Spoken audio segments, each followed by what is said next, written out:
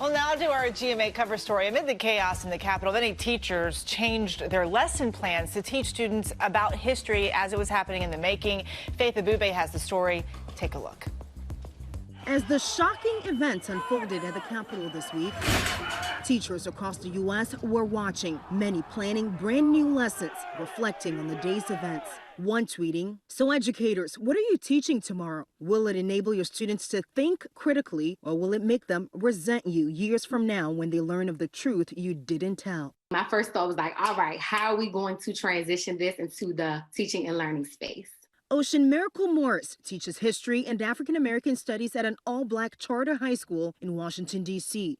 She says not taking the time to discuss the day's events would be doing her students a disservice. Morris showing images like these, police presence among the Black Lives Matter protesters compared to the pro-Trump rioters. Immediately, my students were in the chat box like, completely different. Students were simply stating, I can't believe that they allowed these people to bombard and storm the Capitol. It's totally unfair. If it were us, we would be shackled, we would be handcuffed, we would be shot down. This would look completely different.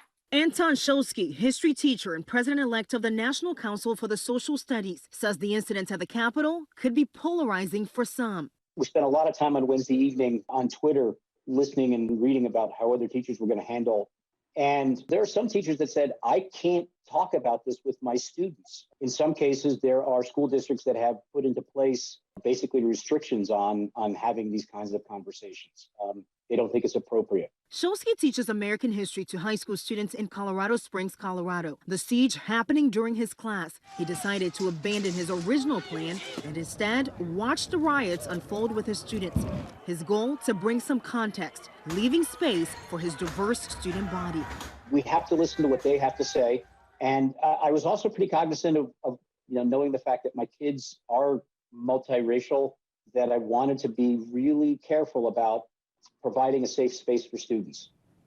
And this past year has thrown so much at students and teachers that Morris says she believes it's important for parents and caregivers to find ways to talk about these events with their kids, even when it feels uncomfortable, because it helps them process their feelings and deal with the trauma. Eva? Faith Abube for us there. Thank you. And, kids notice all of these things. No matter how young, they seem to pick up on all of it. It's difficult to explain. Even my two daughters, I had to have different conversations with each one of them. One of them was old enough to sort of absorb it. The other one wasn't. So tough conversation. Definitely. Tough times for parents. No question about it. Well, hey there, GMA fans. Robin Roberts here. Thanks for checking out our YouTube channel. Lots of great stuff here. So go on, click the subscribe button right over here to get more of awesome videos and content from GMA every day, anytime. We thank you for watching, and we'll see you in the morning on GMA.